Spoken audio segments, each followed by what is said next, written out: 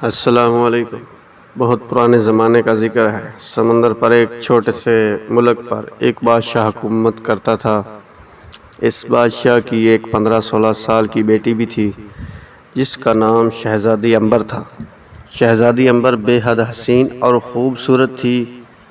یہی وجہ تھی کہ بہت سارے شہزادے عنبر سے شادی کرنے کے خواہشمند تھے۔ ہر روز کسی نہ کسی ملک کے شہزادے کا رشتہ آیا کرتا تھا۔ چونکہ شہزادی عنبر بادشاہ کی اکلوتی اولاد تھی، اس لیے بادشاہ اس سے بے حد محبت کرتا تھا۔ اس کی خواہش تھی کہ شہزادی کو ایک ایسا شوہر ملے جو خوبصورت ہونے کے ساتھ ساتھ رحم دل اور بہادر بھی ہو۔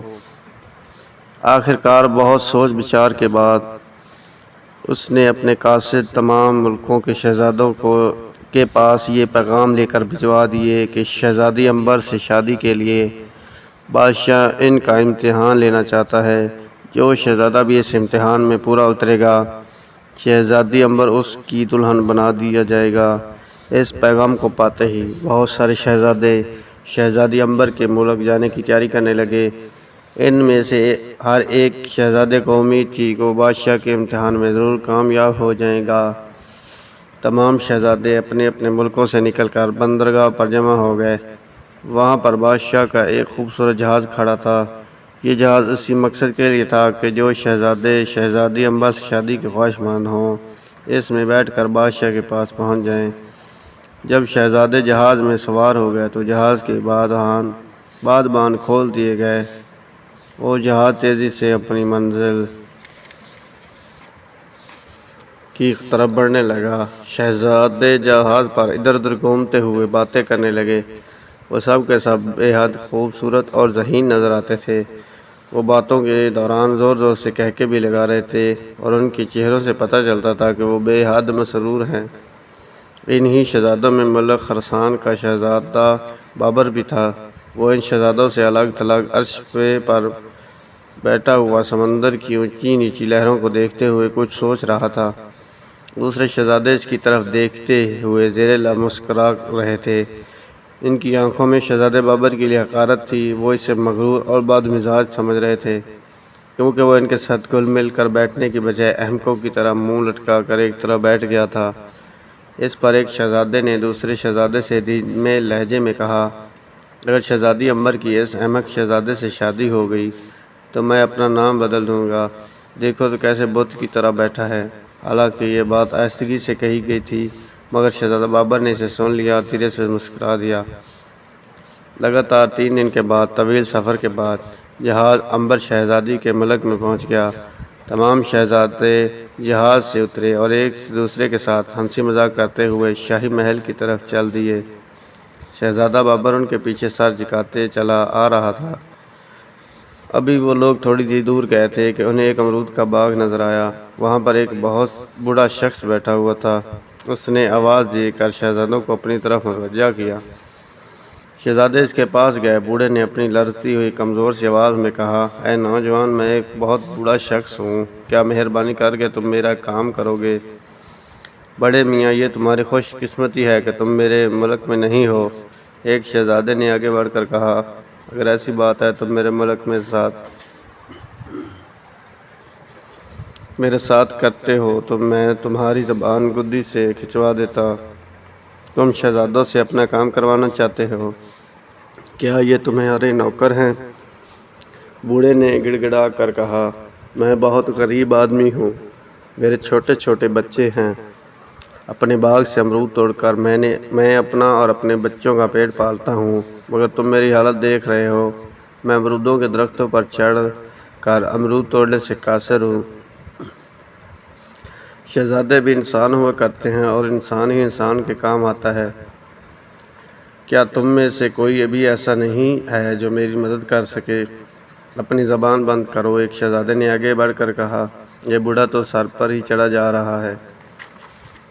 یہ کہہ کر اس نوجوان نے بوڑھے کو ایک ایسا دھکا دیا کہ وہ دور زمین پر جا گرا۔ تمام شہزادوں نے ایک فلک شگاف کہکا لگایا مگر اسی وقت شہزادہ بابر تیزی سے آگے بڑھا اور بوڑھے کو سہارا دے کر اٹھایا۔ تمام شہزادوں کو جیسے سانپ سونگھ گیا۔ پھر ان میں سے ایک شہزادہ بولا، اس بوڑھے کو سہارا دینے والا یہ نوجوان مجھے شہزادہ تو نہیں بڑکی اولاد معلوم ہوتی ہے۔ شہزادہ بابر نے کہا، تم لوگوں کو ایک بوڑھے آدمی کو ستائے ہوئے شرم آنا چاہیے۔ کیا تم لوگوں کے دلوں میں اپنے سے بڑے کے لیے کوئی عزت نہیں؟ ایک لمبے ترنگے شہزادے نے اس کے پاس آ کر کہا، اپنی یہ نصیحت اپنے پاس رکھو۔ اس بوڑھے کو کیا حق پہنچتا ہے کہ ہم سے امرود توڑوانے کا بےہودہ مطالبہ کرے؟ اس میں اس بیچارے اور بوڑھے کا کوئی قصور نہیں ہے۔ وہ تمہاری شکل دیکھ کر یہ سمجھتا تھا کہ تم لوگ شریف نظر آتے ہو، اس کی بات مان لو گے۔ اس کو کیا پتا تھا کہ تم اتنے مغرور اور بدتمیز ہوگے؟ شہزادہ بابر نے جواب دیا اور بوڑھے کے کپڑوں سے گرد جھاڑنے لگا، جو زمین پر گرنے کی وجہ سے اس کے کپڑوں پر لگ گئی تھی۔